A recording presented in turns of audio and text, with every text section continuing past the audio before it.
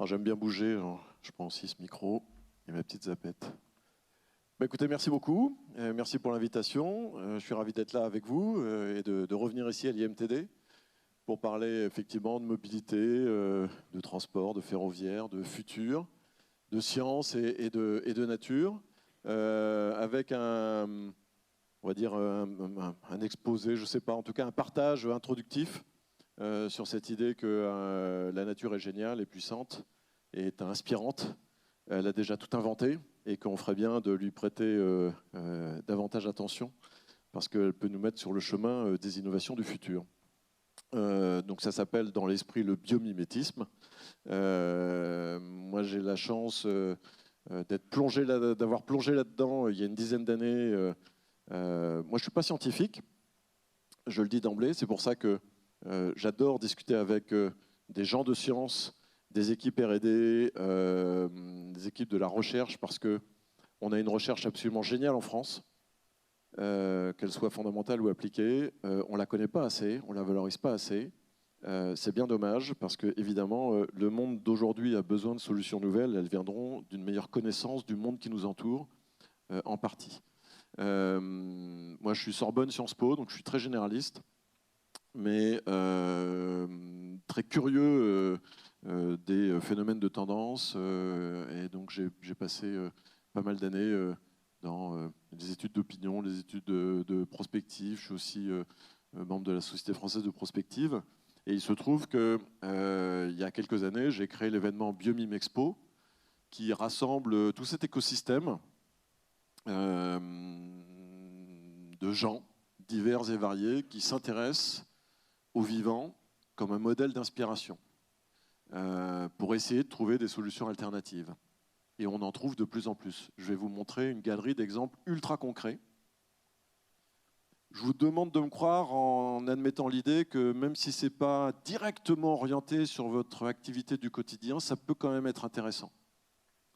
Je suis assez frappé de voir qu'aujourd'hui, il y a beaucoup d'innovations qui s'hybrident, qui sont composites, qui viennent d'une capacité à voir aussi ce qui a pu être développé par un labo ou par une start-up ou par un groupe industriel qui n'est pas directement dans son secteur d'activité. On inventera demain ensemble et parfois en croisant les regards et les talents. Et donc Biomime Expo, c'est un événement qui est unique au monde.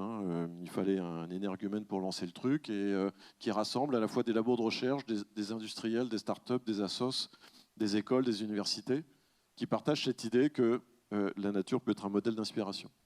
Et puis je suis en train de lancer Biomime Invest parce que des start-up, notamment françaises, qui innovent et qui commencent à proposer des choses très concrètes comme des solutions alternatives bio-inspirées à impact, eh bien il y en a. Et donc je suis en train de voir comment rassembler un hub d'industriels, de scientifiques, d'investisseurs et de porteurs de projets à impact bio-inspirés pour voir comment booster tout ça. Parce que le fonds d'investissement, il ne sait pas toujours très bien appréhender des innovations qui sont très science-based, on va dire. Et donc il faut aussi, pour évaluer tout ça, des scientifiques pour mieux lire les innovations qui sont proposées. Donc la nature comme une nouvelle voie vers l'innovation, c'est une voie parmi d'autres. Elle n'est pas si nouvelle que ça. Le biomimétisme est une vieille discipline scientifique. Il se trouve que c'est en train d'accélérer pour un certain nombre de raisons conjoncturelles que je vais rappeler rapidement en introduction. Et ces accélérateurs conjoncturels, c'est tout simplement le monde dans lequel on vit. C'est-à-dire que l'idée de s'émerveiller du vivant, de mieux comprendre comment il fonctionne, etc., c'est une idée vieille comme le monde. Ce n'est pas ça qui est nouveau. Le biomimétisme n'est pas nouveau. Ce qui est nouveau, ce sont nos enjeux. On serait aujourd'hui avec de la ressource abondante, avec aucun enjeu énergétique, aucun enjeu de pollution, aucun enjeu de réchauffement climatique, etc. On ne serait pas ce matin en train de parler de biomimétisme. C'est évident.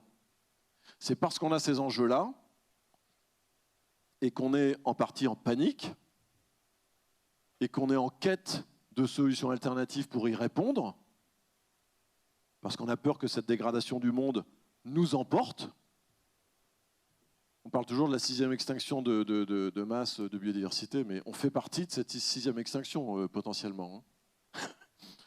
Après, on va passer un meilleur moment, vous allez voir. Et donc, ce qui est nouveau, ce n'est pas le biomimétisme, ce qui est nouveau, ce sont nos enjeux, et on est en train de redécouvrir, parce qu'on s'était un peu perdu de vue avec la nature, on s'était un peu mis hors sol, un peu déconnecté du vivant, on est en train de redécouvrir que, tiens, mais la nature est un super logisticien, est un super designer, est un fabricant de matériaux de malade, à température ambiante, à pression ambiante, avec des éléments abondants, etc., etc., ne produit pas de déchets, etc., etc. Et donc on est en train de redécouvrir que ce modèle vivant est un super laboratoire qui peut nous inspirer les innovations de demain. Et donc, plutôt que de regarder le monde changer, là, comme on le voit sur la photo, parce que ça c'est normal qu'il change, il ne faut juste pas en être spectateur, mais en être acteur de ce changement. La vie est une évolution continue, vous le savez. Depuis 3,8 milliards d'années, rien n'est figé. Et les organismes vivants passent leur temps à s'adapter à un truc qui bouge. La mauvaise lecture de Darwin, c'est de penser que c'est le plus fort qui l'emporte. Pas du tout, c'est le mieux adapté à un environnement et à un instant T. C'est ça l'espèce qui domine et qui l'emporte. Pour nous, c'est un peu casse-pied de s'adapter en continu parce que c'est fatigant et on aimerait bien avoir des business as usual qui sont là, figés dans le temps pendant 30 ans et tout va bien. Ben non, il faut s'adapter à un monde en évolution et c'est normal. Et en fait, ce que je veux dire avec cette slide, c'est pas de rappeler pour la énième fois que tous les indicateurs sont au rouge, etc. Simplement, je dis que les enjeux auxquels l'humanité sont confrontée sont l'équation à laquelle le vivant répond depuis 3,8 milliards d'années. Le vivant ne fait que ça, de s'adapter en continu à des contraintes qui évoluent. Le vivant ne fait que ça, de gérer des ressources rares. On dit, on arrive dans un monde fini, il ne peut pas y avoir de croissance infinie dans un monde fini, etc. Mais sans blague, tous les organismes vivants sur la même planète que nous gèrent des ressources finies. Ce n'est pas juste un problème de l'équation humaine. Les ressources sont finies depuis la nuit des temps sur la même planète Terre que celle qui est habitée par d'autres quelques dizaines de millions d'espèces. Et donc comment est-ce que le vivant fait pour gérer une ressource finie? Il y arrive.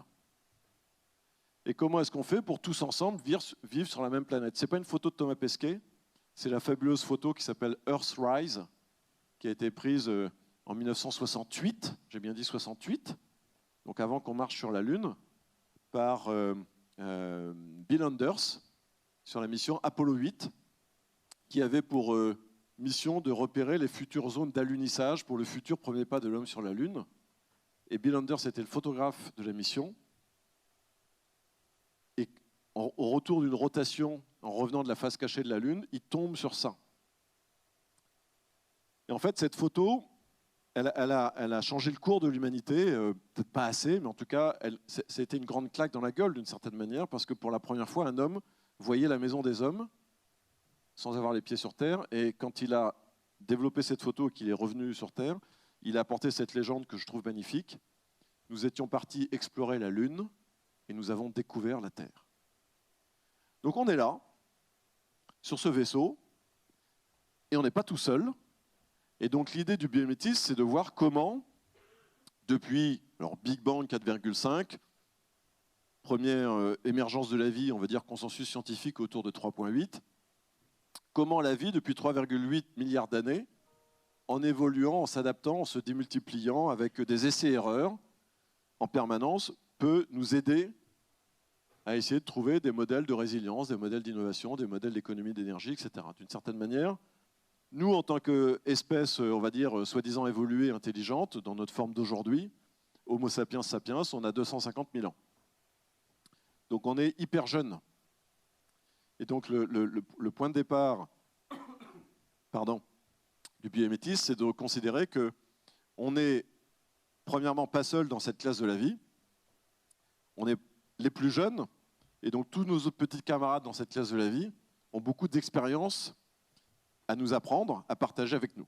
Donc la nature a des solutions. Nous, en tant qu'espèce, on en cherche des solutions.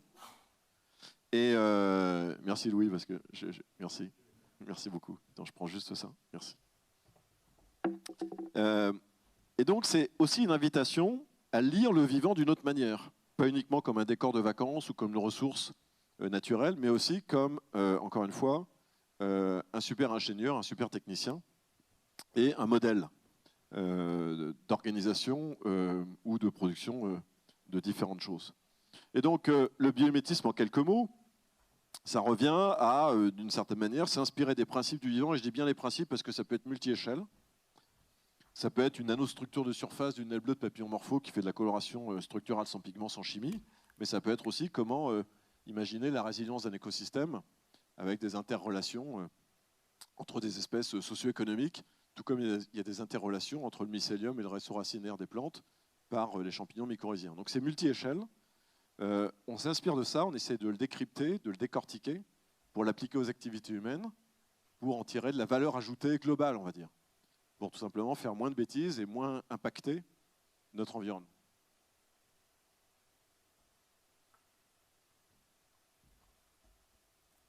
Pardon. Est-ce que cette notion de biomimétisme est quelque chose dont vous avez déjà entendu parler, sur laquelle vous êtes déjà un peu documenté ou sur laquelle vous bossez concrètement? Ok. Alors, ce que je vous propose, c'est que je vais vous montrer rapidement tout un tas d'exemples divers et variés. Parce que ce qui se passe depuis quelques années, c'est que, je l'ai dit tout à l'heure, c'est un vieux sujet de recherche fondamentale, mais ça accélère sur le switch entre recherche fondamentale et recherche appliquée. Donc ça, je l'ai dit, on est sur l'échelle du temps une espèce jeune. À l'échelle de notre révolution industrielle, donc 1869, première goutte de pétrole, le colonel Drake, c'est un claquement de doigts sur cette échelle du temps, depuis évidemment les 3,8 milliards d'années d'évolution de la vie sur Terre. Et puis surtout, on est un parmi une multitude, et c'est une bonne nouvelle. Parce que toutes ces autres formes de vie sont des championnes de, on peut appeler ça comme on veut, de la transition, du développement durable, de la résilience, etc. Et ça aussi, c'est une bonne nouvelle. On n'a même pas, nous, en tant qu'espèce, besoin d'inventer le développement durable. Il est tout autour de nous si on veut bien lui prêter attention. Et donc, c'est une invitation aussi au changement de regard sur le monde qui nous entoure, pour regarder cette planète bleue, certes, mais aussi regarder une collection de diatomées, magnifiques micro-organismes unicellulaires marins, qui sont capables de fabriquer du verre à température ambiante à partir de la silice qui est dissoute dans l'eau. Pardon, ça va me tenir jusqu'au bout, je pense, cette petite voix. Et donc, ces micro-organismes marins fabriquent des matériaux à température ambiante, comme j'allais dire, comme tout le monde, sauf nous. Ils fabriquent cette coque de verre avec une micro-perforation qui permet de protéger l'organisme des rayonnements ultraviolets.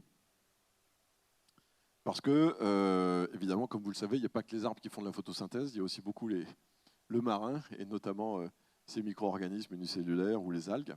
D'ailleurs, l'oxygène présent sur Terre vient plus de la mer que de la Terre. Ça ne veut pas dire que la Terre n'est pas importante, mais... Et sur la Terre, les prairies travaillent plus à photosynthèse que les arbres, etc. etc. Donc tout est important, mais notamment ces petits organismes marins qui sont là depuis 200-300 millions d'années, sont capables d'à peu près un quart de l'oxygène qui est présent sur Terre et séquestrent à peu près un quart du CO2 émis sur Terre.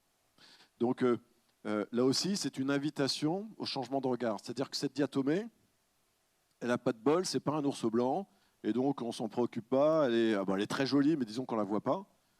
Et c'est ça qui est intéressant aussi dans cette démarche scientifique qui consiste à prendre modèle sur le vivant et à le redécouvrir, c'est que tout est important. Je vous montrerai tout à l'heure un ver marin qui est moche comme tout, mais qui peut vous sauver la vie avec une hémoglobine universelle super oxygénée.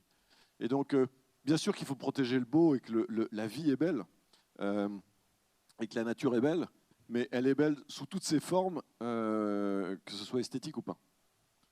Et donc, c'est une forme de boîte à outils, et dans les chemins d'innovation, je fais très court là-dessus, après je vous montre toute une galerie d'exemples, mais c'est un peu un petit retour d'expérience que j'ai depuis une dizaine d'années. C'est que, et encore une fois, je vais faire très court. Vous pouvez, très court, mais enfin, il faut quand même avoir le temps de lire. Vous pouvez raisonner à un étage process, organisation d'entreprise, Et donc considérer le vivant comme la nature compagnie d'une certaine manière. Et vous vous posez la question de savoir comment elle fonctionne. Et parfois, ça peut suffire. Je vais vous montrer en gros une petite matrice de ce qu'on appelle les principes du vivant. Ce que je veux dire par là, c'est que ce n'est pas un domaine réservé à la paillasse et à des choses super sophistiquées, super jolies, mais qui prennent beaucoup de temps et parfois beaucoup d'investissement. C'est-à-dire qu'on peut se projeter en disant, tiens, comment est-ce que le vivant ferait pour résoudre mon problème si je lui laissais une chaise vide autour de la table? Si je l'invitais et si je faisais l'effort de réfléchir à sa place, comment il verrait le problème qu'on a en face de nous? Quelles solutions il apporterait? Ou alors, inversement, est-ce que les solutions sur lesquelles on est en train de réfléchir, est-ce que ces solutions lui plairaient? D'une certaine manière, est-ce que la nature achèterait ce que vous faites? Ça challenge, c'est intéressant. Si la nature n'achète pas, c'est qu'il doit avoir un truc qui cloche quelque part. Ensuite, sur l'offre. Parce que souvent, en matière d'innovation, de rupture, on est obsédé par ce qui arrive au bout de la chaîne. Le premier étage sur le process est intéressant aussi, parce que parfois, j'observe que, notamment dans les grandes entreprises industrielles, on oublie qu'on peut avoir beaucoup d'impact à d'autres phases de production que uniquement sur l'usage du produit fini. Mais si on réfléchit à l'offre, alors j'ai un peu caricaturé, mais il y a la Shinkansen approach, on va dire, ce fameux nez de Shinkansen inspiré du bec du matin pêcheur. Pourquoi Shinkansen approach? Parce que là, on est vraiment dans du problem solving industriel, parce que le Shinkansen n'est pas né avec ce nez allongé.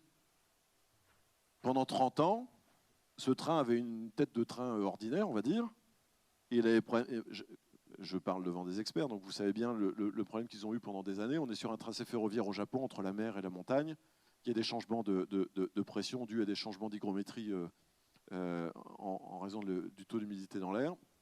Il y a beaucoup d'entrées et de sorties de tunnels, ça crée des à-coups, etc. Et pendant 30 ans, ils ont eu ce problème-là. Donc ça faisait des bouchons, ça faisait des freinages, des réaccélérations, c'était désagréable pour les voyageurs, etc.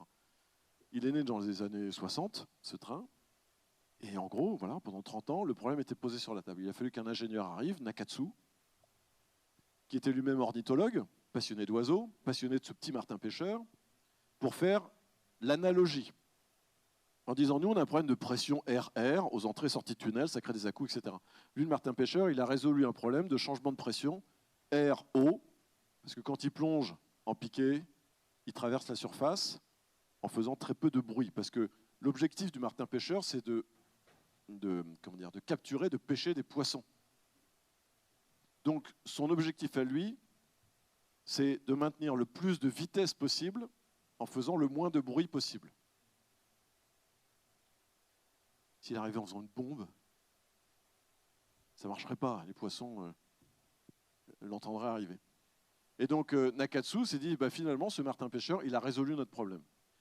Et petit à petit, assez vite finalement, hein, en quelques années, ils ont appliqué à l'aérodynamisme du train l'aérodynamisme du bec du martin pêcheur. Donc là, on est dans la configuration la plus fréquente dans les entreprises, dans les clusters, etc. On a un problème et on se dit, en matière de biomimétisme, tiens, est-ce que la nature, quelque part, d'une manière ou d'une autre, a résolu le problème?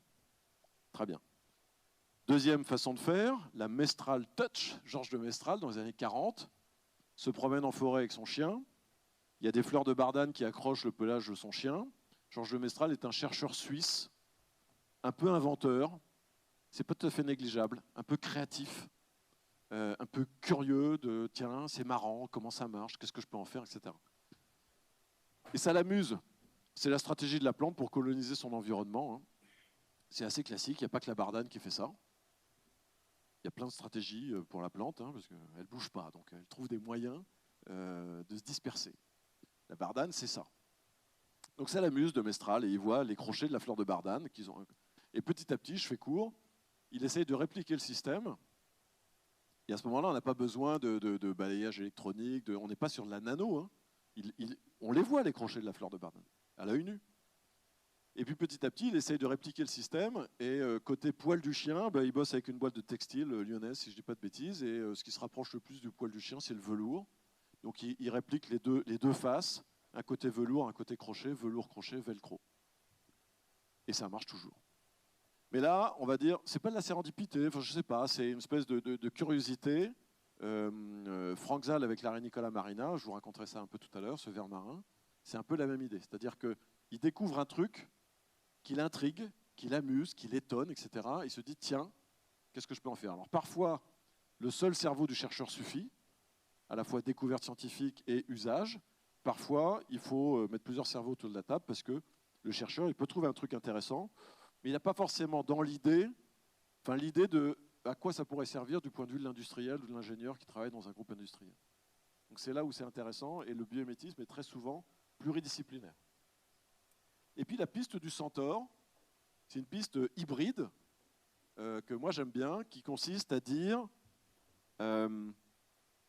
arrêtez d'être toujours forcément obsédé par la feuille blanche et l'invitation et comment dire, et l'innovation from scratch de bout en bout, parce que vous êtes des gens fantastiques, que votre boîte est fantastique, etc. C'est pas impossible que parfois, sur un problème donné, d'autres aient un peu défriché le terrain.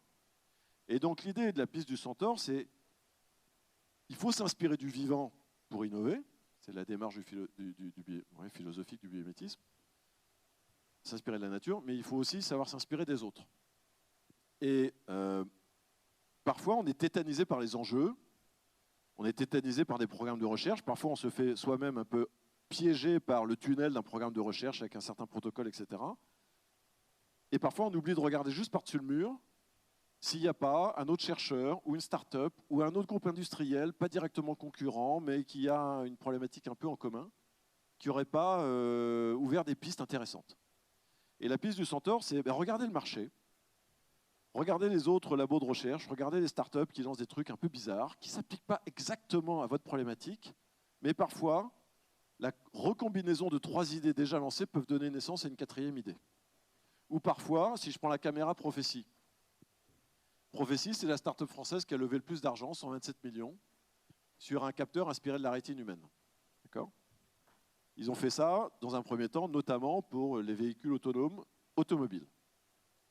Parce que notre rétine à nous n'est pas une caméra en flux continu. Si tout le monde se fige ici, et que je regarde par là, mais que Louis se met à s'agiter, merci Louis, on n'avait pas répété, je vais tourner la tête, mon regard va être attiré. C'est garanti. Si vous regardez la mer et qu'il ne se passe rien, il y a une baleine à bosse qui sort là, tout le monde tourne la tête. Notre œil est un détecteur de mouvement. Pourquoi? Parce que, grand principe du vivant, c'est fatigant de consommer de l'énergie. C'est fatigant. Et donc, le vivant cherche toujours à économiser de l'énergie. Pas parce qu'il veut protéger la planète, c'est parce que c'est trop fatigant de consommer, de stocker de l'énergie. Et donc, ça n'a aucun intérêt de filmer en continu ce mur. Oui, il bouge un peu, là, il y a une petite projection, mais disons s'il ne se passe pas grand-chose. Et donc, notre œil, en fait, actualise la donnée lorsque c'est nécessaire. Notre œil est un détecteur de mouvement. La caméra Prophétie, elle mime le fonctionnement de la rétine, ce qui permet d'économiser de l'énergie dans le fonctionnement. C'est-à-dire que si moi, malencontreusement, je mets la caméra de mon téléphone en marche, je vais avoir 2 gigas de parquet ce soir, strictement pour rien. Mon œil, il va regarder ici. Si jamais il y a un gecko qui traverse le mur, je vais effectivement... il va attirer mon attention. Donc, premièrement, cette caméra, elle est économe en énergie. Deuxièmement, elle est économe en flux de data. Elle transfère que la donnée utile. Et elle est plus efficace pour détecter un truc qui se passe là où il ne devrait pas se passer. Elle voit mieux les obstacles, etc. Et typiquement, pourquoi je parle de ça pour la piste du centaure? Ils ont développé ça. Et l'université de Queensland en Australie, qui travaille sur les débris spatiaux, eh bien, je les ai mis en relation avec Prophétie parce qu'ils se sont intéressés à cette caméra-là pour détecter des débris spatiaux qui passent à un endroit où ils ne devraient pas passer. Et la caméra ne les alerte que quand elle voit quelque chose. C'est pour ça que je parle de cette piste du centaure, parce que parfois, vous avez une innovation qui, dans un secteur industriel qui est peut-être un peu éloigné de vous, est pensée pour un certain usage, pas pensé pour votre usage à vous, mais vous allez avoir un autre regard sur cette innovation. Et parfois, ça peut faire gagner des millions d'euros et beaucoup de temps. Donc Donc c'était juste puisqu'on est là pour parler de recherche, d'innovation et de curiosité. Et donc on peut travailler à un niveau plus stratégique. Voilà, comment est-ce que le vivant fait pour s'approvisionner en circuit court, pour utiliser des éléments abondants, pour économiser l'énergie, etc. Et typiquement, repenser le process de production en entier. Vous prenez l'industrie de la cosmétique pour pas prendre un secteur, différent. Ils sont très obsédés par les innovations sur des formulations. Mais leur impact écologique, c'est pas là où il est le plus important. Il est sur le matériau de l'emballage, il est sur le cycle de production, etc. Sur le transport, sur tout un tas d'autres facteurs. Donc déjà, pensez au niveau de la société, la Shinkansen Approach, Mestral et Piste du Centaure, j'en ai parlé tout à l'heure. Et donc ça permet de voir comment est-ce qu'on peut finalement se mettre sur des voies d'innovation diverses et variées. Et le biomimétisme grouille de tous ces inputs, que ce soit des publications scientifiques qui ont révélé quelque chose mais sans en avoir l'idée de l'usage, ou que ce soit des startups qui développent des projets bio-inspirés à impact dans leur domaine à eux, mais qui peuvent peut-être vous inspirer aussi d'autres usages. Je m'arrête juste une seconde sur l'étage un petit peu plus nature compagnie ou un peu plus macro. Rien que ça, c'est intéressant quand vous discutez avec une direction générale, parce qu'il faut aussi essayer de se mettre en résonance avec les sujets sur lesquels sont fléchés des crédits de recherche, de l'investissement, etc. Et parler aussi aux oreilles des décideurs pour pouvoir travailler. Eh bien, vous pouvez, rien qu'à cet étage-là, essayer de repenser un mode de fonctionnement d'entreprise, encore une fois, en se disant, tiens, si le DG s'appelait Nature, comment est-ce qu'il résonnerait? Et parfois, ce simple étage-là permet de reconsidérer un process industriel, un mode de fabrication, voire un mode d'organisation de l'entreprise. Parce que le biomimétisme, je disais, ce n'est pas un sujet récent. Ce qui est récent, ce sont nos enjeux, mais ce n'est pas une fin en soi non plus. C'est une boîte à outils, c'est une méthode, c'est un chemin, vous pouvez l'appeler comme vous voulez. Mais on n'est pas là pour faire de l'innovation bio-inspirée, pour faire de l'innovation bio-inspirée. C'est comment est-ce que cette voie d'innovation nous permet d'atteindre des objectifs qui peuvent être la durabilité, l'économie d'énergie, de ressources, etc., l'empreinte carbone. Ce qui est important aujourd'hui, c'est de créer des innovations qui s'inspirent du vivant pour atteindre ces objectifs-là. C'est pour ça qu'on a des petites nuances sémantiques pour dire, je ne sais pas, faire un drone tueur inspiré d'un vol de libellules, ça sera peut-être inspiré du vol de libellules, mais ce n'est pas du biomimétisme vertueux à impact économique, écologique et social, comme les impacts qui nous intéressent. Donc ne pas perdre de vue l'objectif, la finalité, y compris dans vos débats internes ou dans vos, j'allais dire, négociations internes. C'est là où il faut arriver quand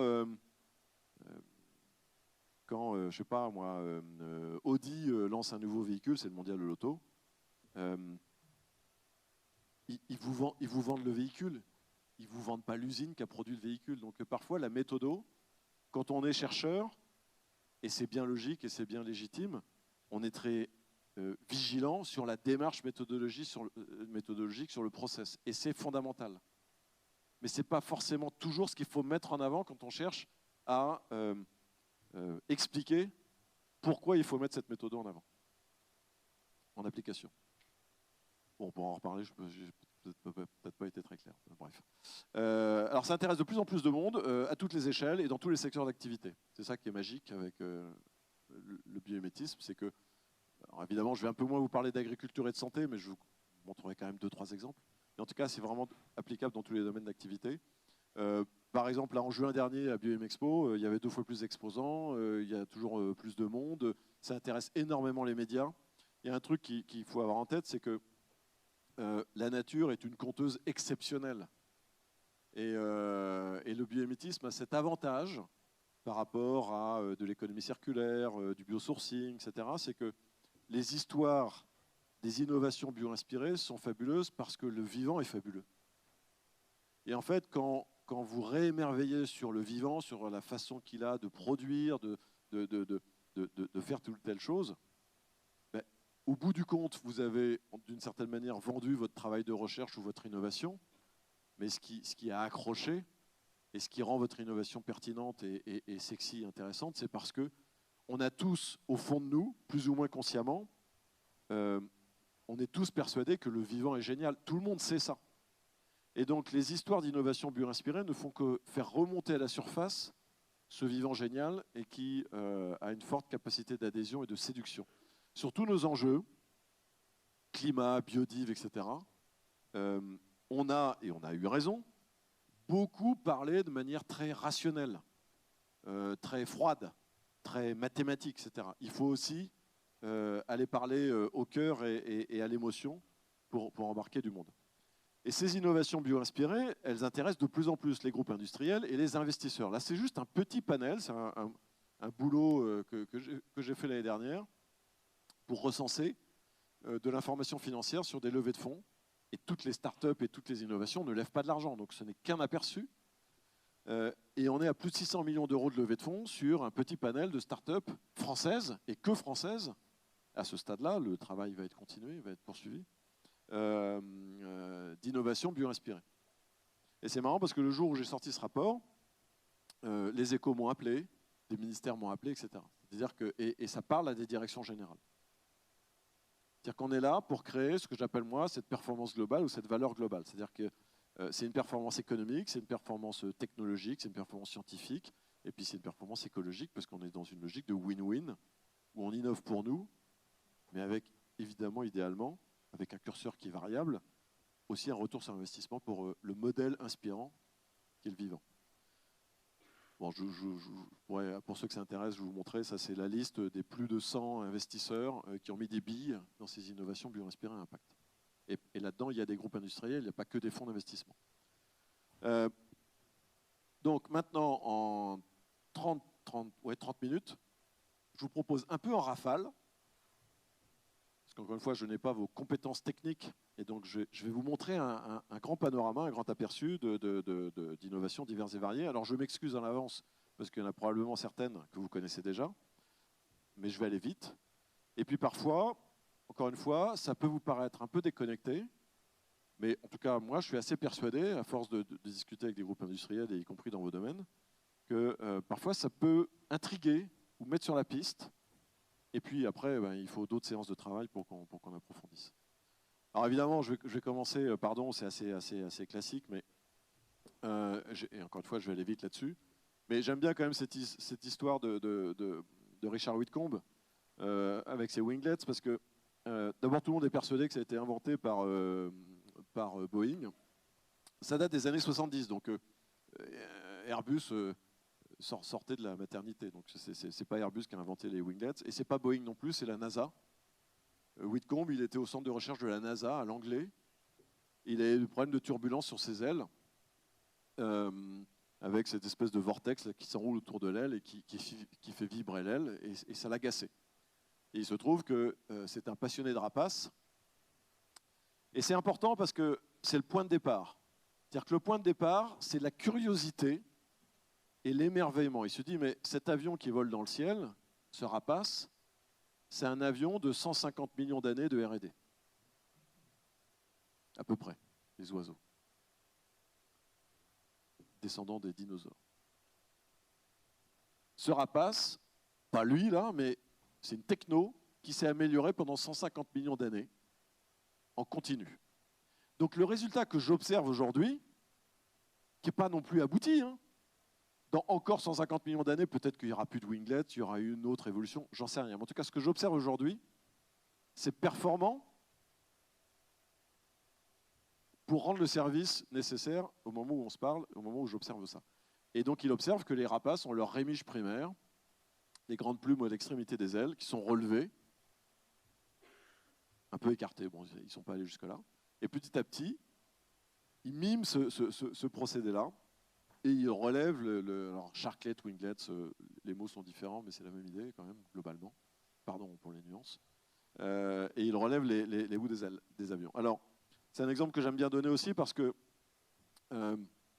c'est une innovation bio-inspirée, mais avec un bénéfice intéressant, mais marginal. C'est-à-dire que ça ne change pas le trafic aérien, ça ne change pas l'avion, ça ne change pas le fait que le trafic aérien soit fortement émetteur de gaz à effet de serre, etc. Mais ce n'est pas la question que Whitcomb a posée aux vivants à ce moment-là. Et si vous voulez changer le trafic aérien, posez d'autres questions. Lui, sa question, c'est, tiens, est-ce que ce que j'observe dans le vivant peut me permettre de réduire les turbulences? Et by the way, sur un A320, c'est 3,5% de carburant en moins, les winglets, les seuls winglets. Vous ne changez rien au reste, et vous avez 3,5. C'est quand même assez colossal. On n'est pas sur de la performance, l'amélioration purement incrémentale. Le dernier délire d'Airbus, qui est très sérieux, ça fait quelques années qu'ils bossent là-dessus, ça s'appelle Fellow-Fly, parce qu'ils ont observé que les oies migratrices volaient en formation, bon. Mais surtout, ils ont observé que la dernière oie en formation battait 2 fois moins des ailes. Donc leur idée, c'est ça.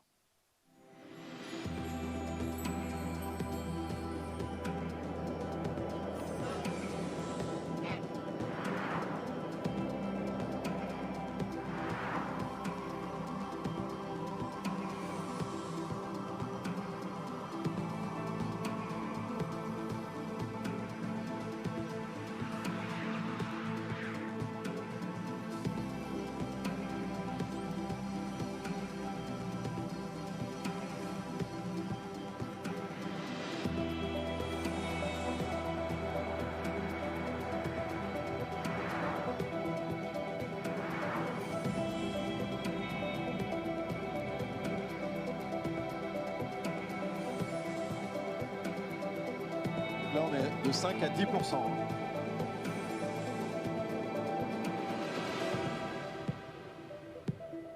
Donc vous avez vu sur le petit film, 5 à 10%. Alors c'est très sérieux, ils sont en pleine négociation avec les autorités de sécurité aérienne, il y a des tests, etc.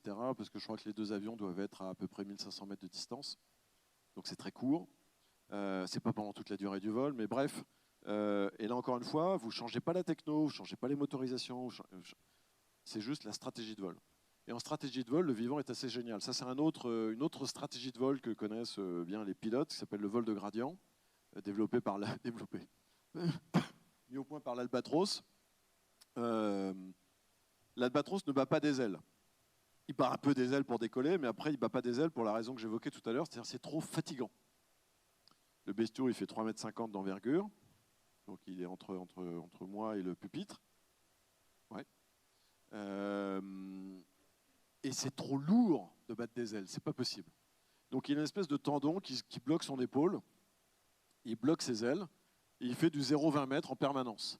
C'est-à-dire qu'il va choper du courant d'air à 20 mètres, il va prendre de la vitesse, il va prendre de l'élan, il va redescendre au ras de l'eau, il n'y a presque pas de vent, et il ne touche jamais l'eau.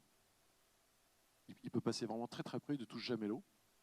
Et avec l'élan de la descente, il remonte, il va reprendre du courant d'air, etc. Il peut faire 1000 km comme ça sans battre des ailes. Alors là, c'est encore au stade du prototype, mais encore la NASA, ils cherchent à mettre au point des drones, et notamment pour la surveillance de l'océan, des grandes forêts amazoniennes, etc., qui n'auraient quasiment pas besoin de se ravitailler. Un peu comme le drone qui arrive au début d'Interstellar, hein, le truc qui tourne pendant des années. La science-fiction, c'est génial aussi hein, pour inspirer des innovations. Ça, c'est un autre exemple que vous connaissez probablement, c'est que la Chouette est la championne du monde du vol furtif. C'est très, très impressionnant. Une chouette est bon, c'est pas aussi gros qu'un albatros, évidemment, mais c'est un gros oiseau. Et c'est capable de voler là, à 1 mètre au-dessus de vous, sans que vous vous en rendiez compte. Elle a un secret pour ça, c'est qu'elle a une espèce de rebord un peu dufteux et poilu au bout de ses ailes, sur le bord de fuite, la partie arrière de l'aile. C'est pas un montage, c'est-à-dire qu'il n'y a pas de son évidemment sur cette vidéo, mais il y en aurait, ça serait pareil. On n'entend strictement rien, ce qui fait que c'est comme le martin pêcheur tout à l'heure. Si elle faisait trop de bruit, si elle arrivait comme un B-52, évidemment les petits animaux partiraient. Et du côté de Cambridge, on s'est interrogé. Donc encore une fois, c'est grâce à la science et à la recherche qu'on décèle, qu'on révèle ces secrets du vivant. Et on s'est rendu compte que sur le bord de fuite de l'aile, sur la partie arrière, elle a un revêtement un peu poilu, un peu dufteux, ce qui fait qu'il y a toujours du frottement, c'est le frottement qui crée le bruit, Mais il y a plein de petits frottements, ils ne sont pas en séquence. Bref, c'est un bruit imperceptible. Et ça a donné l'idée à pas mal de fabricants d'éoliennes, Siemens Enercon notamment, de rajouter, alors de manière assez, pardon pour eux, grossière, c'est-à-dire qu'on n'est jamais aussi bon que le vivant. On ne va pas mettre un rebord poilu sur le bord de fuite des pales d'éoliennes, mais je n'ai pas une aussi bonne photo que celle qui est derrière là, dans l'expo, mais en fait, sur la partie rouge, vous avez une sorte de peigne qui a été rajoutée. C'est assez basique, hein, et ça permet, en fait, ça permet de réduire les fréquences, c'est-à-dire que les sons propagés sont plus aigus que graves. Et comme c'est les graves qui se propagent plus loin, ben les aigus se propagent moins loin. Donc le sentiment de bruit est réduit. Et ça ne réduit que de 4, 5, 6 décibels. Mais ce n'est pas linéaire, comme vous le savez. Donc la perception de bruit est beaucoup moins forte. Puisque c'est un des reproches qu'on fait. Après, on peut débattre des éoliennes, hein, ce n'est pas le sujet. Mais en tout cas, là aussi, la question posée aux vivants, c'est, tiens, est-ce que tu peux m'aider à réduire le bruit d'un truc qui tourne dans l'air. Et vous arrivez vite à la chouette. Enfin, vite. Après, il y a des process itératifs, etc. Donc, voilà notre ami Martin Pêcheur avec le Shinkansen, la série 500. Qui, voilà, ils ont été intrigués par ça, hein, par cette capacité à rentrer. Alors après, il fait un peu d'éclaboussure avec ses épaules, mais...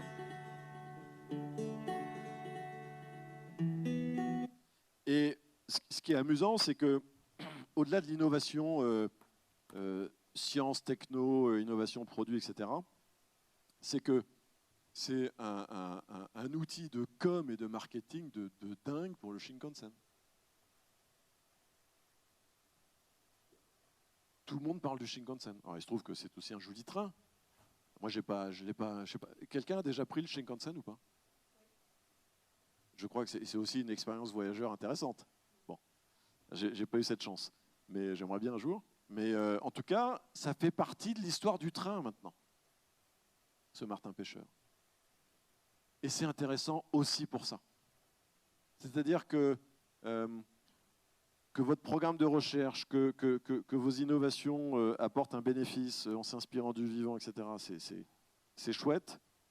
Mais associer le vivant à la démarche, comme une espèce de co-créateur de l'innovation, ben, c'est encore plus chouette. Et il se trouve que là, il y a un bénéfice assez tangible, hein, parce qu'ils ont totalement fait disparaître les bruits, les à-coups aux entrées et sorties de tunnels. Ils ont gagné, je crois, 70 km/h, 15% d'énergie, et donc il n'y a plus aucun bruit aux entrées et sorties de tunnels.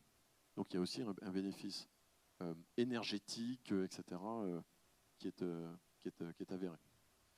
Sur les matériaux, alors il y a beaucoup de choses sur les matériaux, je vais aller vite, mais vous êtes tous plus ou moins en recherche d'allègement, que ce soit dans la mobilité ou enfin, tout le monde cherche à alléger, soit parce qu'on doit faire bouger un truc d'un point A à un point B et plus ce sera léger, mais avec les mêmes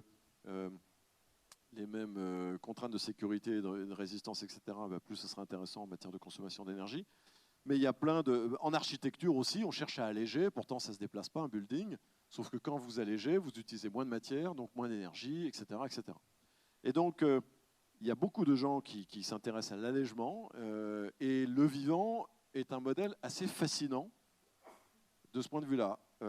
Pour une raison assez simple, c'est que, là encore, c'est fatigant de consommer de la matière. Et donc, le vivant est le champion de la fabrication de matériaux, généralement très allégés, généralement en structure alvéolaire, où il y a plus d'air que de matière, et généralement à température ambiante, à pression ambiante, et avec des éléments abondants, et recyclables, et dégradables, etc. Et donc il y a plein de secteurs d'activité qui s'intéressent à ça, et je reste une seconde sur l'aéronautique pour vous montrer ce que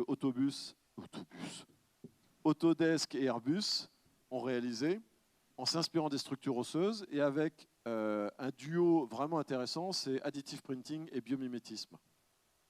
Parce que ce couple-là fait déjà de belles choses et a encore de belles promesses devant lui.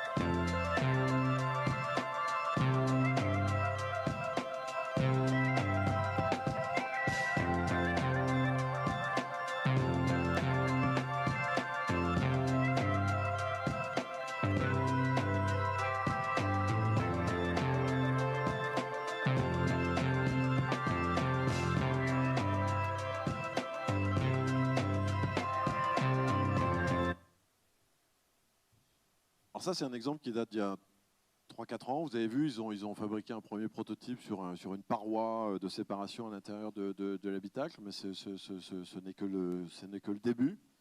C'est du générative design, de la modélisation 3D, du biométisme. Les structures osseuses sont très inspirantes pour ça, mais d'une manière un peu plus générale, vous avez un autre exemple dans l'expo, c'est une start-up là, qui s'appelle Modulatio, qui s'inspire aussi des structures osseuses, mais pour développer des matériaux alvéolaires, déformables, qui peuvent absorber de l'énergie, qui peuvent absorber des chocs, etc. Ça aussi, ça intéresse beaucoup de secteurs industriels divers et variés. D'une manière générale, les structures dans le vivant, alors notamment osseuses, mais quand vous regardez, le vivant est un optimisateur de réseau. Vous avez une image un peu subliminale du blob dans la vidéo d'Airbus. Le vivant est un champion sur l'optimisation du réseau et de ses membranes et de ses filaments pour couvrir un espace sans forcément le couvrir de manière homogène et dense.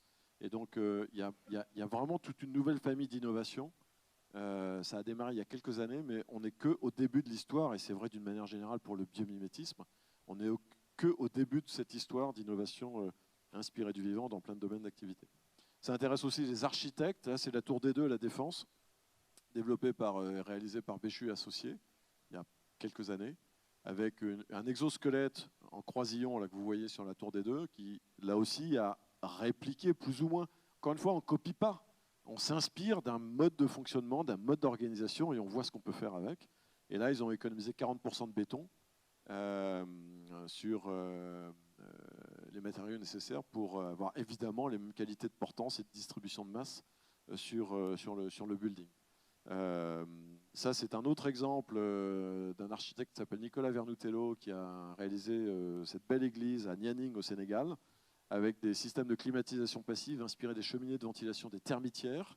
Alors, il faudra rendre hommage à Mike Pierce, qui a inventé ça il y a 25 ans au Zimbabwe, à Harare, sur un immeuble qui s'appelle Eastgate Building, parce que grâce au biométisme, on sait le nom de la capitale du Zimbabwe.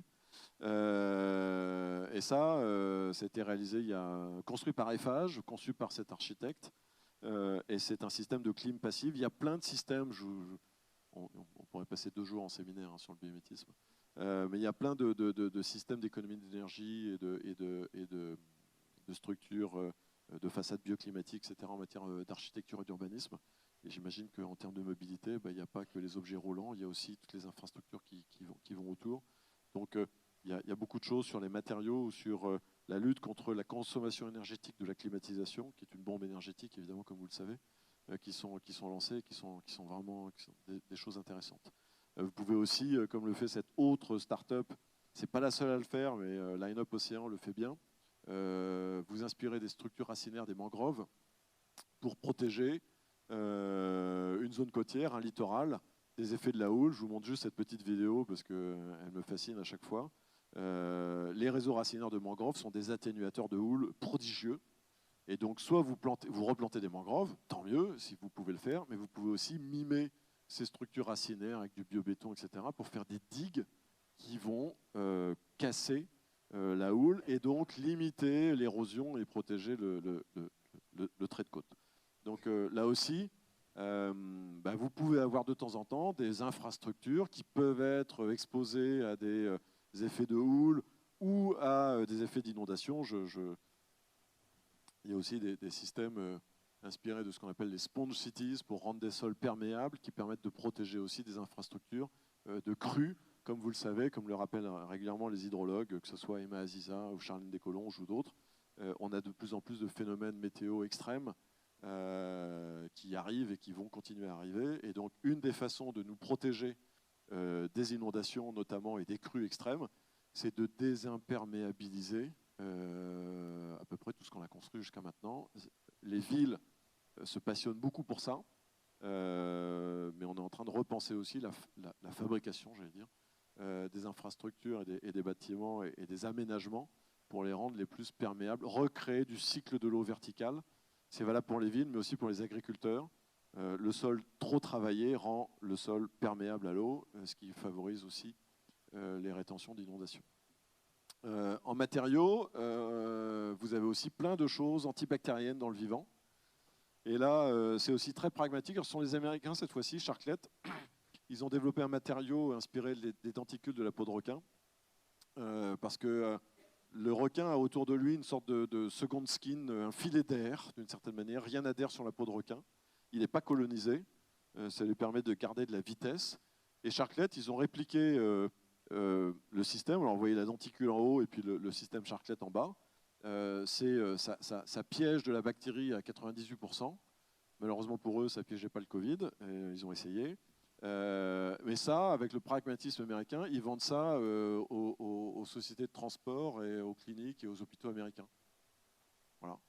Ils mettent ça là où les gens mettent leurs mains, tout simplement. Et c'est efficace, c'est opérationnel, c'est commercialisé depuis quelques années. Vous avez une autre innovation de rupture prodigieuse depuis quelques années, depuis 2 ans, sur ce matériau, probablement le matériau le plus fabuleux du règne du vivant, qui est la protéine de soie d'araignée, qui n'est pas qu'un matériau à forte résistance mécanique, hein, qui a plein d'autres qualités. Et là, il faut aller du côté de l'université de Bayreuth en Allemagne. J'avance là-dessus.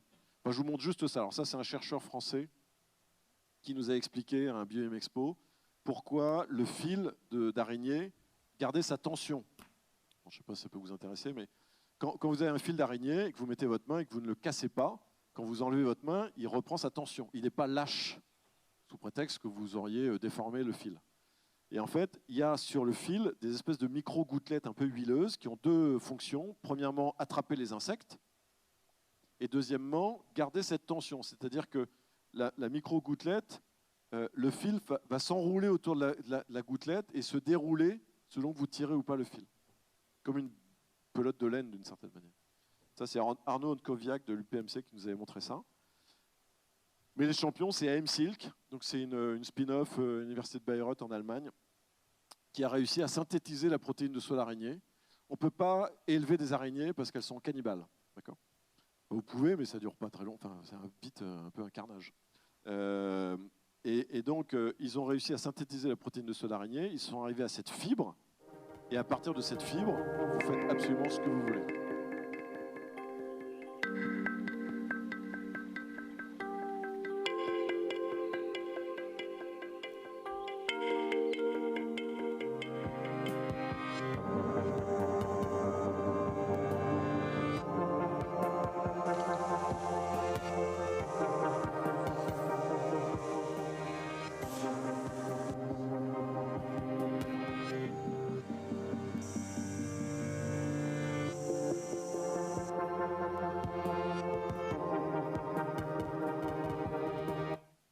Vous avez compris le principe. Donc ça, c'est au point depuis 2 ans.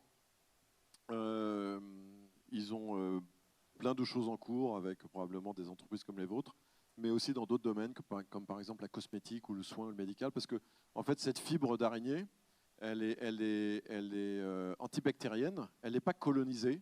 Quand vous voyez une toile d'araignée sale dans un grenier ou dans une cave, c'est parce qu'il y a juste de la poussière qui est tombée dessus. Il n'y a pas de bactéries. Elle est bioassimilable à l'homme, donc vous pouvez en faire un fil de suture, etc. Il y a plein d'applications. Bon, l'effet lotus, alors c'est un exemple que évidemment bioinspiré, mais je le montre parce que parfois vous pouvez avoir une idée bioinspirée qui est intéressante, mais avoir une certaine difficulté à la manufacturer de manière éco-friendly. C'est-à-dire typiquement, l'effet lotus, c'est bien connu. Il n'y a pas que le lotus, mais l'effet lotus est bien connu en hyperhydrophobie. À cause de ça, je ne sais pas si j'ai le pointeur, mais bref, en bas. En fait, la goutte d'eau ne touche pas véritablement la feuille. C'est un peu comme une planche de fakir.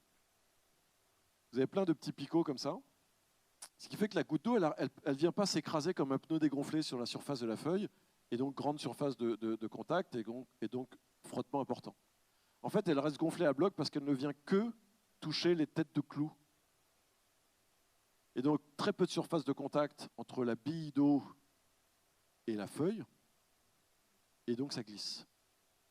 Très peu de frottement. Et en glissant, ça embarque toutes les impuretés.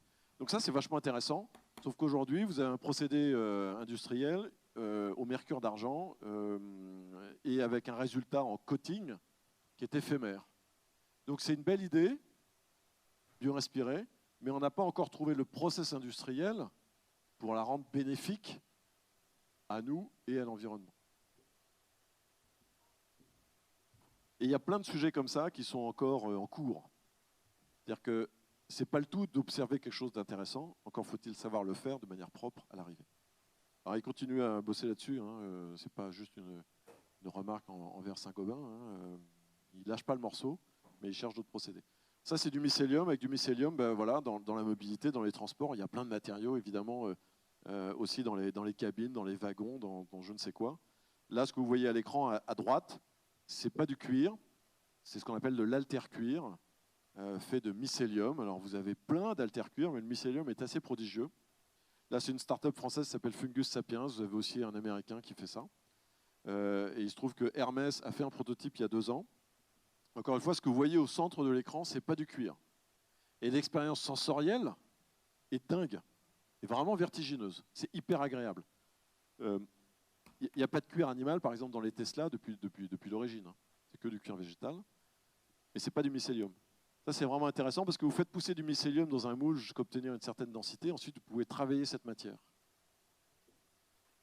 Et avoir ce type de texture et de j'ose pas dire textile, mais ça se rapproche un peu quand même de ça. Mais vous pouvez en faire de l'emballage. Dans l'emballage, chez Embellium, en dessous, c'est une autre start-up française.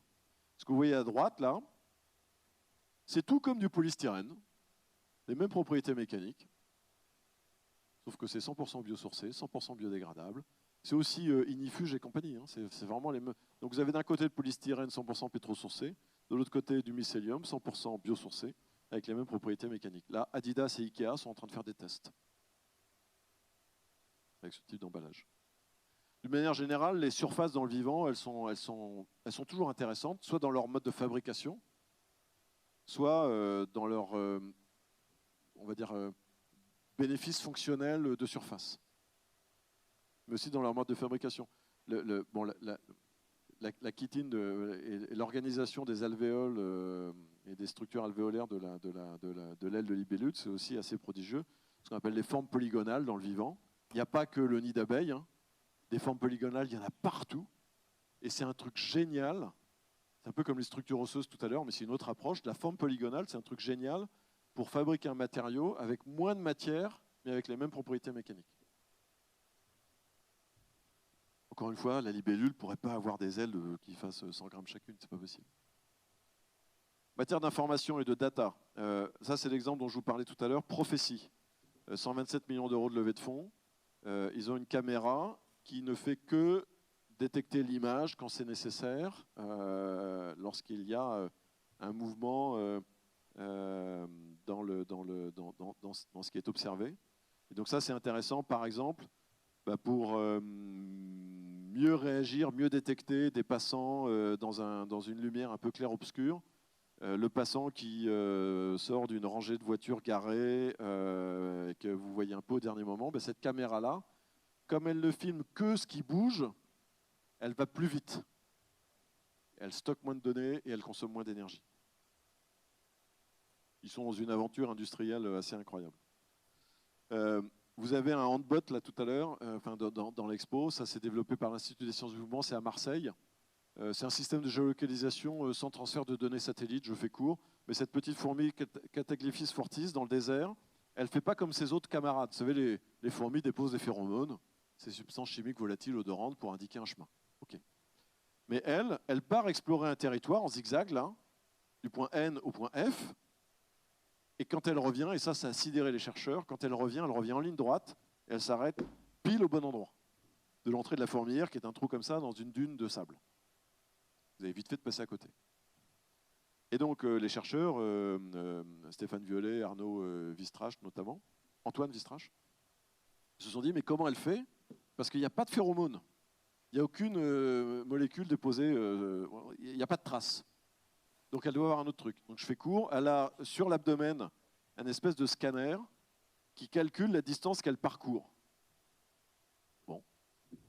Et ensuite, elle a une boussole solaire qui lui permet de retrouver la direction, parce que, comme beaucoup d'insectes, elle voit ce qu'on appelle la lumière polarisée du soleil. Elle voit une espèce de quadrillage dans le ciel. Donc le quadrillage lui permet de retrouver la direction, et ensuite, quand elle revient, d'une certaine manière, elle compte ses pas. Et elle est capable de savoir, c'est là où elle est forte en maths. Moi j'ai reçu Cédric Villani à Biomexpo, je lui ai dit que la fourmi méritait une médaille Fields. Bon, il n'a pas, pas compris, ou je n'étais pas clair, c'est tombé. Bon, voilà, oui, c'est plus les araignées. Mais bref, c'est quand même balèze hein, de recalculer la distance de la ligne droite par rapport à la distance zigzag. Et on va valider ça parce qu'il y a certaines fourmis, ils ont mis des échasses, et la fourmi faisait donc des plus grands pas, et elle passait l'entrée de la fourmilière. D'autres, ils ont coupé les pattes et elle s'arrêtait là-bas. Bref, c'est un handbot, donc ils sont en train de bosser avec l'industrie automobile notamment, d'après ce que j'ai compris. C'est un système de géolocalisation sans transfert de données satellites, c'est une espèce de système de géolocalisation avec de la donnée autonome, quoi. C'est assez marrant.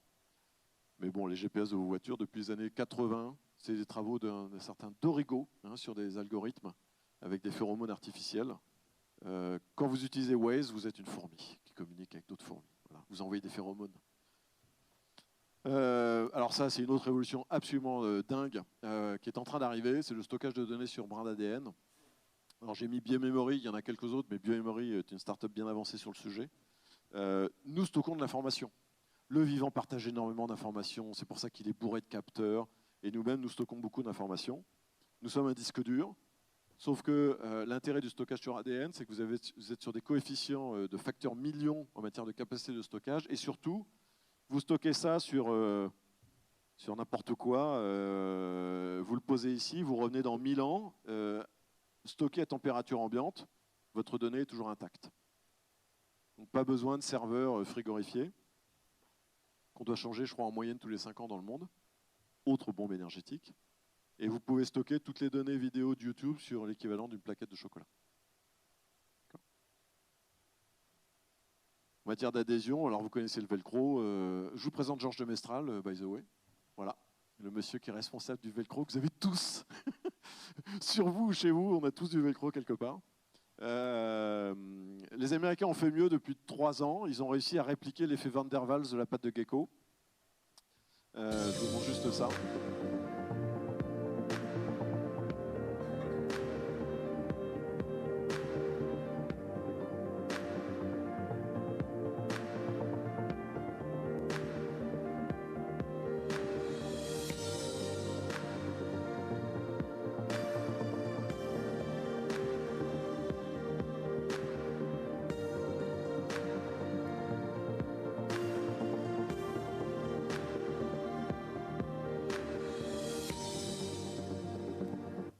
Alors ça a été une énigme pendant longtemps, hein, la pâte de gecko. On a longtemps cru que c'était un phénomène d'adhésion, mais il n'y a aucun dépôt de matière. Et donc c'est ce fameux effet Van der Waals d'adhésion, on va dire atomique, et avec une capacité à adhérer, se désadhérer en créant un angle avec son doigt. Là, je ne peux pas le faire, hein, sinon je hurle. Il le met là, quoi. Et il peut se désadhérer. Alors pourquoi je montre Ford? Parce que ça les intéresse de voir comment répliquer cet effet-là pour assembler des matières à l'intérieur de l'habitacle du véhicule et les désassembler proprement pour augmenter la valorisation de la matière en économie circulaire en fin de vie du produit. Sinon, une fois que vous avez collé le textile, le plastique, le bois, etc., allez-y pour essayer de valoriser le truc. Vous perdez 80% de la matière quand vous les désassemblez. Donc leur rêve, c'est d'assembler avec du gecko, enfin, avec un effet gecko, désassembler, avoir 90% de la matière réexploitable. Bon, je fais vite sur la médecine parce que ça vous concerne peut-être moins directement, mais ce ver marin qui est sous ce petit serpentin de sable peut vous sauver la vie. Ça s'appelle l'Arenicola marina. C'est les travaux de recherche d'un ancien du CNRS qui s'appelle Frank Zal, qui a créé une société qui s'appelle Marina. En fait, ce ver, alors lui c'est un chercheur, donc il a marché à marée basse en Bretagne et il s'est posé la question comment ce ver fait pour respirer à marée basse. Les chercheurs se détendent sur la plage, visiblement. Et il se trouve que ce ver est sorti de l'eau comme tout le monde au Cambrien il y a 450 millions d'années et est resté là, dans cette zone intertidale, dans l'estran. Et c'est la marée haute qui lui apporte son oxygène. Et donc ensuite, pendant 6 heures, ce ver est en apnée, champion du monde de l'apnée. Et donc Frank Zal s'est interrogé, s'est dit, tiens, quel est son secret? Alors je vais droit au but. Son secret, c'est que ce ver a une hémoglobine super oxygénée qui séquestre 156 molécules d'oxygène, nous c'est 4, donc 40 fois plus. Et cette hémoglobine, elle est dite extracellulaire, c'est-à-dire elle n'est pas encapsulée dans des globules rouges, comme pour nous. Ce qui fait qu'on a différents rhésus groupes sanguins. On a tous la même hémoglobine, on n'a pas les mêmes groupes sanguins à cause des globules rouges. Cette hémoglobine n'étant pas encapsulée dans des globules rouges, elle est superoxygénée, universelle, transfusable à l'homme. Il l'utilise sur des greffes de peau de grands brûlés ou pour augmenter la durée de vie d'un greffon en attente de greffe. Un autre exemple, c'est une colle chirurgicale développée par Titium. Ils ont développé un prépolymère inspiré des gastéropodes que le chirurgien applique à l'état un peu pâteux sur des tissus mous humains. Et ensuite, il fait changer le polymère de statut avec un flash lumineux. Le polymère se durcit, change de statut, et il crée une forme de suture sans suture, ou de renforcement de suture, pour être plus exact. 120 millions. Ça, c'est une vieille innovation bio-inspirée de Terumo, c'est la nanopasse. C'est une aiguille indolore. La trompe de la moustique, ce sont les femmes les femelles qui piquent, est indolore. C'est-à-dire que quand vous réagissez toujours trop vite, parce que ce qui vous fait réagir, ce n'est pas la piqûre, c'est la salive urticante que l'insecte injecte pour fluidifier le sang, pour mieux le pomper. Bon appétit. Et donc, Terumo, ils ont fait une aiguille indolore, ce qui est quand même assez agréable pour notamment des diabétiques ou un certain nombre de traitements. Là, c'est encore en cours à l'université au CHU de Strasbourg avec l'IPHC. Ils essayent de percer le secret de l'ours brun sur la lutte contre l'atrophie musculaire. L'ours brun, il sort de son hibernation. Au bout de 7 mois, il est capable de courir à 100 mètres. Nous, on est alité 3 semaines, il n'y a plus personne. On perd la masse musculaire en continu. Lui, il en perd un peu au début, ensuite, il n'en perd plus. Donc, quel est le secret de l'ours brun pour lutter contre la perte de masse musculaire? Ça peut aider Thomas Pesquet sur des vols au long cours, mais ça peut aussi aider nos vies quotidiennes demain. La force motrice de l'ondulation marine, les poissons n'ont pas d'hélice, pourtant ils vont très vite. Un espadon voilier, 120 km/h dans l'eau. L'espadon va à la vitesse d'un guépard dans un élément 60 fois plus résistant que l'air. Pourquoi? Comment? Il ondule. Regardez Léon Marchand, il a une poussée, une coulée. Il est très très fort sur l'ondulation. Mais il ne va pas aussi vite qu'un espadon. Notre record à nous, c'est 48-40 au 100 mètres. L'espadon, il ferait 3,27. Une observation du vivant, ça donne lieu, je fais très vite, mais c'est juste pour illustrer ça, une observation, un phénomène observé, décortiqué, interrogé, etc. Ça donne lieu à 3 familles d'applications dans 3 secteurs d'activité différents. 1, le médical, CoreWave. C'est une pompe cardiaque à ondulation qui fonctionne comme ça. Vous faites onduler cette membrane, vous allez propulser le liquide de l'extérieur vers le centre avec à peu près 30% de puissance en plus à isoénergie au départ. C'est plus efficace. Et pour cette membrane et pour cette pompe cardiaque, vous êtes moins intrusif parce que ça prend moins de place, ça fluidifie le transfert, ça attaque moins, c'est-à-dire le transfert de flux sanguin est plus soft et vous recréez de la pulsatilité parce que c'est réactif aux demandes du patient. Parce que ça c'est fou, mais les patients qui aujourd'hui qui ont des pacemakers n'ont pas de pouls. Moi ça m'a scotché quand j'ai appris ça. Première famille d'application. Deuxième famille d'application, vous faites un moteur à ondulation en nautique. J'ai eu la chance de monter sur le bateau. C'est le bateau à la fin des JO, la cérémonie d'ouverture, qui avait Nadal, Serena Williams et compagnie. Il y avait un moteur à ondulation, j'ai eu la chance de monter dessus. Donc ça, c'est une start-up qui s'appelle Phoenix, qui fait un moteur à ondulation. Il n'y a pas d'hélice et pourtant, c'est très puissant et efficace. Bon, j'avance. Et puis, troisième famille d'applications, une hydrolienne ondulante qui réplique ce phénomène de la force motrice de l'ondulation pour produire de l'énergie électrique, rien qu'en faisant onduler et en récupérant de l'énergie avec des piézoélectriques. Voilà, j'avance sur l'agriculture, ça vous concerne moins. Ça, c'est un substitut 100% aux pesticides. Parce que j'imagine qu'en matière de mobilité, de transport, parfois, vous traversez des espaces et que vous êtes indirectement concerné, ou alors c'est des parties prenantes, etc. Là, vous dispersez des phéromones, vous avez un substitut 100% pesticides. Comment est-ce que le mâle retrouve la femelle pour se reproduire? La femelle attire le mâle. C'est vrai pour les plantes comme des insectes. La signature olfactive émise par la femelle insecte, c'est un message. M2I, ils ont répliqué avec une formule biomimétique la phéromone sexuelle qui les intéressait. D'accord ? Ensuite, ils multiplient cette phéromone, ils l'encapsulent dans des espèces de billes qu'ils dispersent au-dessus des cultures. Mais ils font ça aussi pour protéger des forêts dans les landes, etc. Ce qui fait que le mâle, quand il arrive sur zone, il est saturé de messages. Ce qu'on appelle de la confusion sexuelle. C'est-à-dire qu'il sent de la phéromone sexuelle femelle, il doit être excité comme une bête. Il y en a probablement des vrais, entre guillemets, il y en a peut-être une pour 1 million, ce qui fait qu'il ne trouve pas les femelles, il n'y a pas de reproduction, il n'y a pas les larves, qui sont les principaux ravageurs. Donc ça ne tue pas l'insecte, c'est un message, ce qu'on appelle intraspécifique, c'est-à-dire qu'il n'y a que lui qui sent ce message-là, donc ça ne dérange pas les voisins. Et la molécule, quand elle retombe au sol, c'est une molécule biosourcée, biodégradable, assimilable, etc. Il n'y a pas de dégâts. Et ça dure quelques jours. Vous avez d'autres agriodores, ils font la même chose, mais sur la communication plante-insecte, avec ce qu'on appelle des allomones ou des chéromones.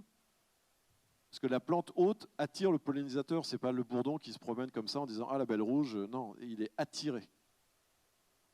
La plante attire le pollinisateur. C'est pareil, vous pouvez, entre guillemets, travailler avec ça pour voir comment être en répulsif ou en attractif.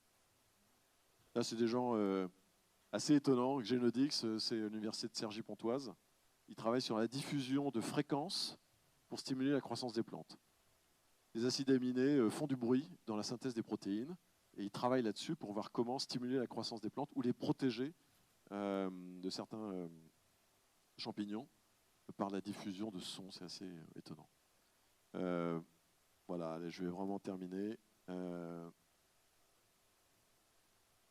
Pour vous dire qu'une des familles d'applications du biomimétisme, c'est évidemment le régénératif. Là, on est sur une start-up qui s'appelle Seaboost, qui est basée à Montpellier, qui fait des habitats artificiels régénératifs de biodiversité marine. Là où on a détruit l'habitat, on a détruit la vie. Et il se trouve que nous, humains, on a bâti nos ports là où la densité de biodiversité marine était plus importante. Parce que finalement, le marin avait fait les mêmes choix que nous. Le marin ne s'était pas installé au bout du cap, là où il y a de la houle et des forts courants. Il s'était installé tranquille, dans les anses, un peu à l'abri.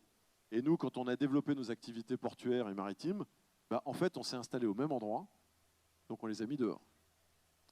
Quand vous recréez des habitats, alors artificiels mais bio-inspirés, c'est-à-dire qu'ils vont répliquer les mêmes géométries spatiales que les habitats naturels, petit à petit, il y a une forme de recolonisation par la biodiversité marine.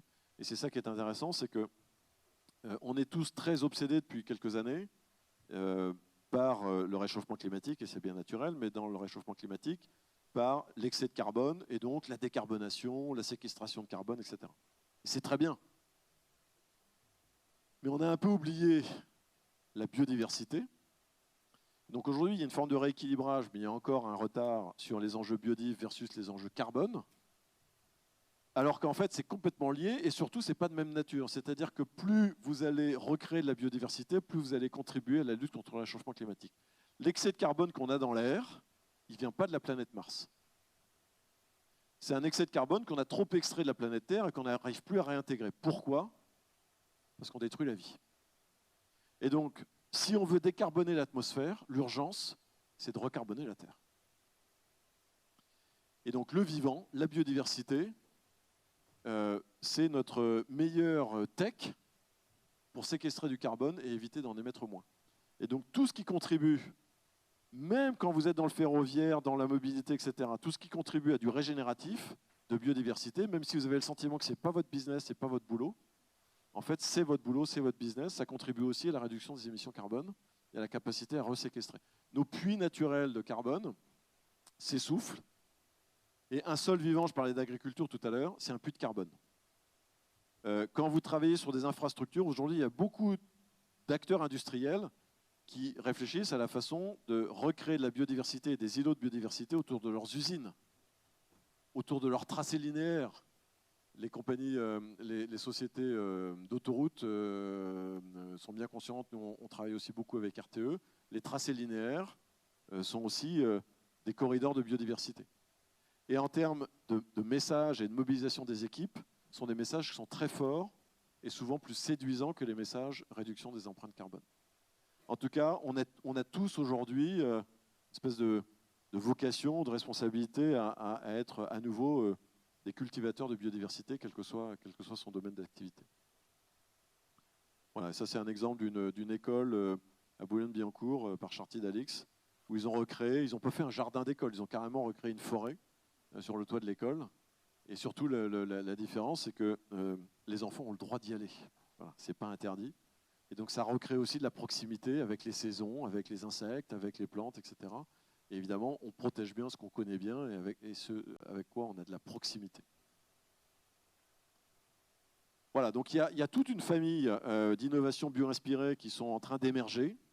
C'est aussi, moi j'ai l'habitude de dire, avant d'être une deep tech technologique, c'est une deep tech culturelle, c'est-à-dire que ça change notre regard sur le vivant, pour le reconsidérer comme un modèle, pour descendre de notre piédestal, de notre posture de soi-disant maître, mais plutôt d'élève et à l'écoute du vivant qui nous entoure, et en partant du principe que finalement, il n'y a qu'une seule planète, et que notre seule chance de gagner ce match du futur, c'est de faire équipe avec ce vivant qui nous entoure, sur ce magnifique stade qui est la planète, et qui est le seul stade dans lequel on peut avoir de beaux destins et une belle liberté d'expression et d'évolution. Voilà, merci pour votre attention, merci beaucoup.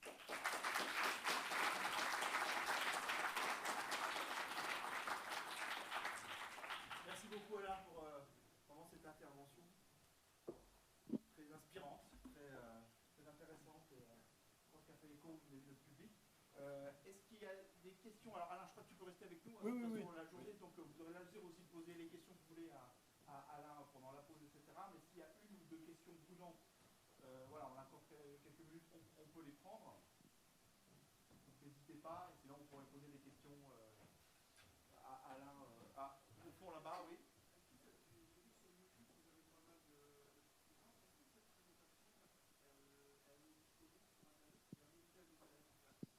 Alors oui, il y a pas mal de choses. D'abord, moi, je partage. Donc, même si il y a beaucoup de boulot derrière tout ça, mais c'est fait pour être utilisé et partagé. Donc, il n'y a pas de restriction là-dessus. Je peux même vous envoyer les PDF, les PPT, etc. Bon, après, c'est sympa quand je peux venir apporter le son avec l'image, mais à votre disposition. Mais donc oui, c'est disponible, et il se trouve que, notamment sur YouTube, il y a une chaîne Biomime Expo, où il y a beaucoup de confs. Il y a eu peut-être 600 ou 700 speakers à Biomime Expo depuis que j'ai lancé le truc. Et puis sinon, je vous enverrai, mais sur la page de ma boîte New Corp Conseil, vous retrouvez voilà, sur New Corp Conseil, il y a une page sur cette conf qui s'appelle la conf Biomimscope, voilà, qui est le panorama que vous avez vu. Ça plaît énormément aux jeunes, c'est incroyable. Enfin, c'est incroyable, non, c'est génial, c'est normal, etc. Mais il y a beaucoup de jeunes à Biomime Expo, il y a à peu près 25% de moins de 25 ans à Biomime Expo. C'est encore un peu timide dans des cercles universitaires ou dans des cercles d'école, mais on commence à voir arriver des cursus ou des masters sur le biomimétisme, notamment sur les matériaux ou sur le design. Mais moi, mon analyse, c'est que c'est une forme d'équation ou de confluence. On est sur du développement durable, de la transition, mais on est aussi sur une forme de discours un peu réinventé sur la biodiversité, sur le climat, etc., plus positif. On est aussi sur de la tech, on est aussi sur de la création de valeur. Il y a beaucoup de jeunes, j'ai lancé un concours Biomime Challenge, et cette année, en juin dernier, on a même fait une séquence spéciale avec des doctorants, parce que j'en avais marre de voir pitcher que des startups. J'ai dit, mais il faut que les doctorants pitchent. C'est pas qu'un domaine réservé aux startups. Donc on a fait un truc, les espoirs de la recherche bio-inspirée. On a fait pitcher des doctorants sur leurs travaux de thèse, avec Claude Grison en marraine de cette première édition. Claude qui fait des travaux absolument incroyables sur les plantes hyperaccumulatrices et dépolluantes, et sur l'éco-catalyse circulaire à Montpellier. Peut-être une question rapide. Est-ce qu'il n'y a pas quand même aussi dans tout ça, là c'est un peu terre à terre ce que je vais dire, mais c'est le monde dont je proviens, est-ce qu'il n'y a pas besoin aussi que ces démarches-là soient très accompagnées de démarches de type design to cost, conception à co-objectif, premièrement, et puis est-ce que très tôt il n'y a pas aussi un intérêt à associer le monde industriel à toutes ces démarches-là, parce que une réflexion aussi magnifique soit-elle, si elle n'est pas ensuite fabricable, ça reste une réflexion. Alors c'est à la fois en cours et la prochaine étape. C'est-à-dire que, premièrement, oui, il faut associer ça à plein d'autres disciplines, en matière d'éco-conception, en matière de design, en matière de faisabilité, de pérennité économique, c'est-à-dire c'est bien beau votre idée, mais si ça coûte 40% plus cher ou 2 fois plus cher, etc., ça ne marchera pas, etc. Donc il faut associer ça à tout un tas d'autres mesures d'évaluation de la faisabilité à la fois économique et technique. il faut aussi associer ça à d'autres outils. C'est pas parce que c'est bio-inspiré que c'est automatiquement vertueux. Et donc, on peut faire... mais il faut distinguer la méthode de l'usage. Et souvent, le diable est dans l'usage et dans la tête de l'usager. Hein. Souvent, on peut tuer quelqu'un avec un marteau, c'est pas la faute du marteau. D'accord ? Donc, la méthode est intéressante. C'est-à-dire, on prend modèle sur un truc qui est performant. OK. Mais après, encore une fois, si vous faites des drones tueurs inspirés de la libellule, c'est pas de la faute de la libellule, c'est parce qu'il y a quelqu'un qui a eu la mauvaise idée de se dire, tiens, est-ce que je pourrais faire un drone tueur avec ça? Donc ça ne nous intéresse pas. Mais ce que je veux dire par là, c'est que c'est pas automatique. C'est comme les antibiotiques, pour ceux qui se souviennent.